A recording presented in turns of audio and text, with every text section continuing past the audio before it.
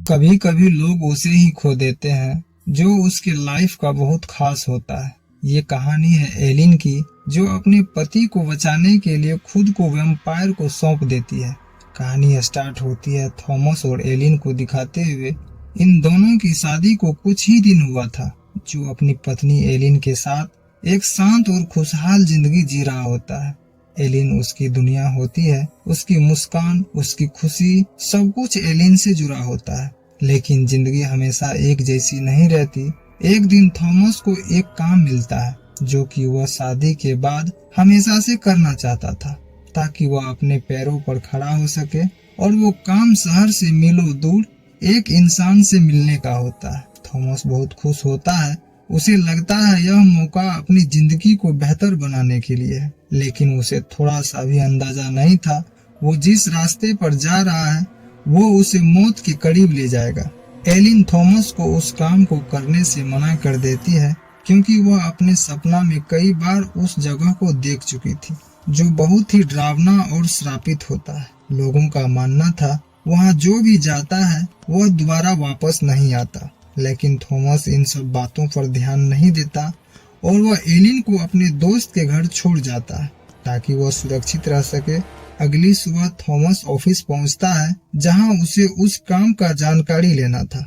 Office पहुंचते ही एक officer बताता है कोई विदेशी काउंट है जो कि बड़े घराने से है। वह इसी शहर के ग्रूनवल्ड मैनर में रहना चाहता है। थॉमस जब काम के बारे में पूछता है तो ऑफिसर बताता है तुम्हें मैनर की कागजात पर साइन करवाने कारपेथियम जाना है, जिसकी दूरी लगभग 42 दिन का होगा, और इसके बदले काउंट तुम्हें मोटा रकम भी अदा करेंगे। थॉमस ऑफिसर को भरोसा जताते हुए कारपेथियम का यात्रा शुरू कर देता है।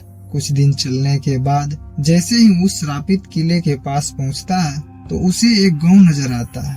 थॉमस वहां पर थकान के कारण रात भर रुकना चाहता था, परंतु वहां के लोगों को जब ये पता चलता है कि थॉमस कारपेथियम जाने वाला है तो वहां के लोगों का चेहरा बदलने लगता है। डर उन लोगों की आंखों में साफ दिखाई दे रहा था। लोग वहां जाने से थॉमस को मना भी करता है, लेकिन वह इन सब बातों को नजरअंदाज कर देता है, क्योंकि इंसान कभी कभी अपनी जिज्ञासा में सबसे बड़ी गलती कर बैठता है, जिसके कारण वह थॉमस को गांव में नहीं रहने देना चाहता था।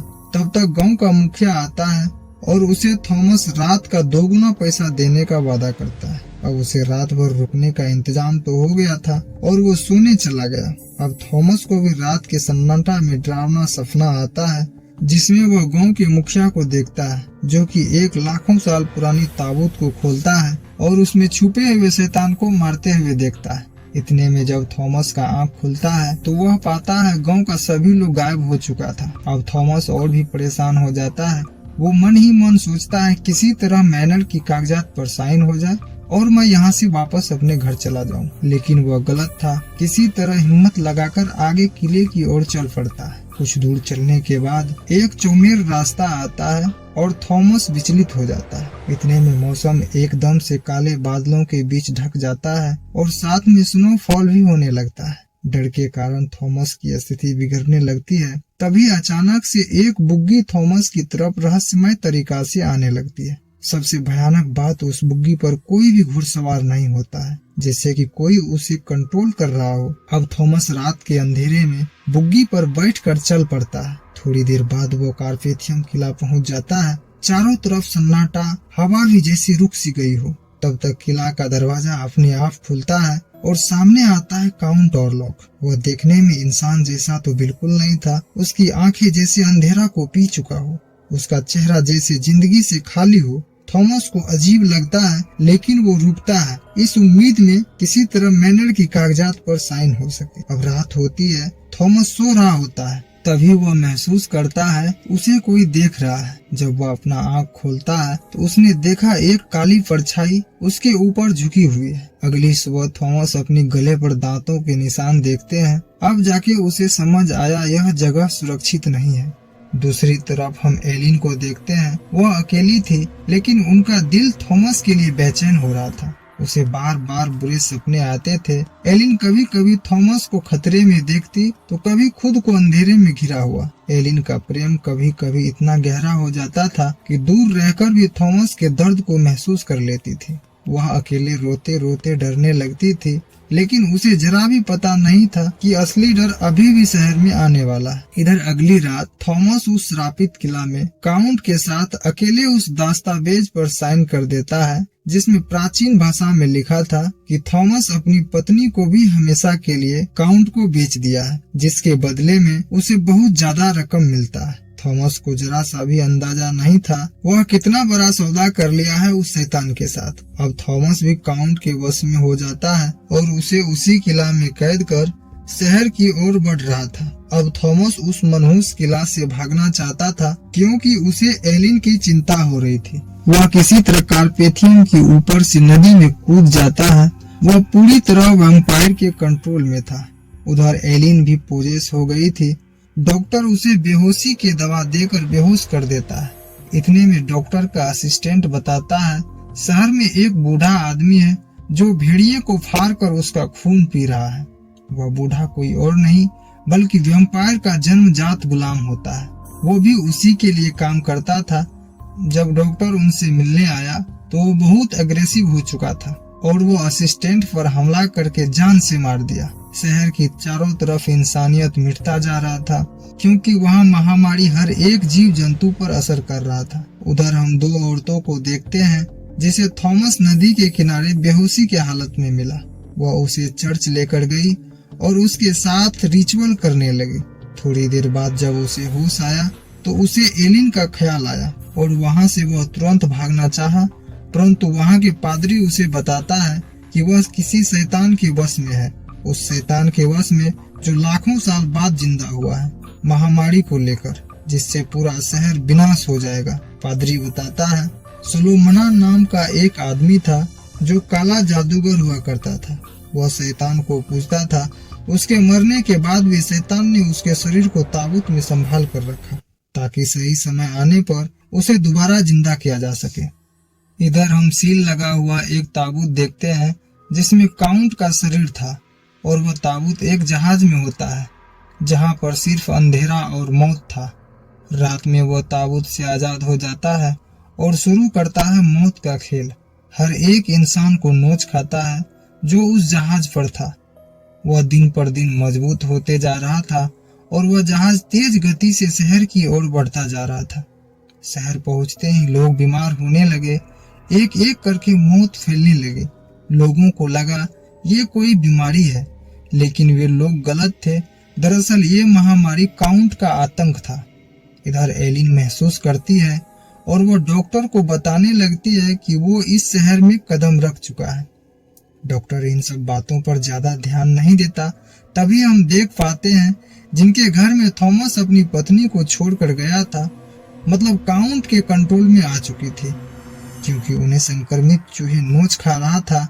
अगली रात उनके 2 बच्चों को जो छोटे छोटे थे उनको काउंट खुद से खून पीकर मार देता है, साथ में उसे भी। अब डॉक्टर को भी लगने लगा था सच में इस शहर में शैतान का साया पड़ चुका है। उसे अपने स्कूल के प्रोफेसर का याद आता है जो कि रिचुअल जानता था। अब वह उनसे मिलने उनके घर पहुंचता है और शहर में हो रहे कत्लेआम के बारे में बताता है, साथ में एलिन के बारे में भी। प्रोफेसर तुरंत उनके घर आता है और वह उसे देखता है कि उसे बेड पर बांध रखा था। प्रोफेसर को एलिन के शरीर में शैतान का लक्षण दिख जाता है और वह उनका उपचार करने लगता है, लेकिन अभी तक काउंट एक मजबूत हैवान बन चुका था, जिसे वापस ताबूत में डालना अब असंभव हो गया था। इतने में थॉमस भी बिना ठीक हुए उस चर्च से भाग जाता है और बेहोशी की हालत में घर पहुंचता है। थॉमस के ऊपर शैतान का कहर बरस रहा था और वो अपनी पत्नी एलिन को भी नहीं पहचान रहा था। यहाँ हम देखते हैं रात में थॉमस के साथ एलिन सो रही होती है। तभी काउंट आता है और बताता है तुम्हारा पति बेवकूफ है। वह तुम्हें चंद पैसों के लिए तुम्हारा मेरे साथ सौदा किया है। अब तुम मेरी हो। एलिन को बचपन से ही वह शैतान खुद के लिए चुन लिया था, क्योंकि वह साफ और नेक दिल वाली लड़की थी। इसलिए एलिन को बार बार बुरा सपना आता था। एलिन अगर शादी नहीं करती तो शैतान कभी जिंदा नहीं हो पाता और न ही थॉमस को कार्पेथियम जाने का काम मिलता। सब शैतान करवा रहा था, वो पहले सब जानता था। इधर प्रोफेसर को हम देखते हैं जो एलिन की सच्चाई का पता लगाता है, जो कि एक पुरानी किताब में थी। प्रोफेसर बताता है, इस तरह के शैतान को रोकने का बस एक ही तरीका है, और वो है एलिन। वह शैतान एलिन के खून में बचपन से ही रेंग रहा था। अगर वह भरोसा करता है तो सिर्फ एलिन, इसलिए वो एलिन को चुना। एलिन थॉमस से प्रेम करती थी और वह दिल की बहुत अच्छी थी। प्रोफेसर एलिन को बताता है कि तुम्हें अंधेरी रात में काउंट को अपने पास सुलाकर रखना है जब तक कि सूर्य उदय न हो जाए। इसमें वैम्पायर के साथ साथ तुम्हें भी हमेशा के लिए मरना पड़ेगा, क्योंकि वैम्पायर से तुम भी संक्रमित हो। एलिन अपनी पति थॉमस को बचाने के लिए खुद को सेक्रीफाइस करने के लिए तैयार हो जाती है। अब प्रोफेसर और उनके लोग एलिन के साथ ग्रूमवर्ल्ड मैनर पहुंच जाता है, जहां काउंट रहता था। मैनर भी शहर से दूर और शांत जगह पर था, ताकि काउंट को किसी का भी खून पीने में कोई दिक्कत ना हो। अब रात होती है, एलिन अकेले जाती है। उधर प्रोफेसर और थॉमस काउंट को मसाल लेकर अलग अलग ताबूत में ढूंढ रहा होता है, लेकिन वो पहले से सब जानता था, इसलिए अपने गुलाम को ताबूत में बंद कर एलिन के पास चले जाता है। उधर प्रोफेसर काउंट समझकर गुलाम को भी मार देता है। काउंट जब एमिली को देखता है तो उसकी आंखों में हवस का भूख जग जाता है, लेकिन एलिन बिल्कुल भी नहीं डरती और उसे रोकती है जब तक कि सूर्य उदय ना हो जाए। समय बीतता गया और जैसे ही सूर्य उदय हुआ, शैतान के साथ साथ एलिन भी मारी गई। उसके बाद शहर में शांति और अमन आ जाता है। उधर थॉमस का प्रेम एक कहानी बनकर रह जाता है।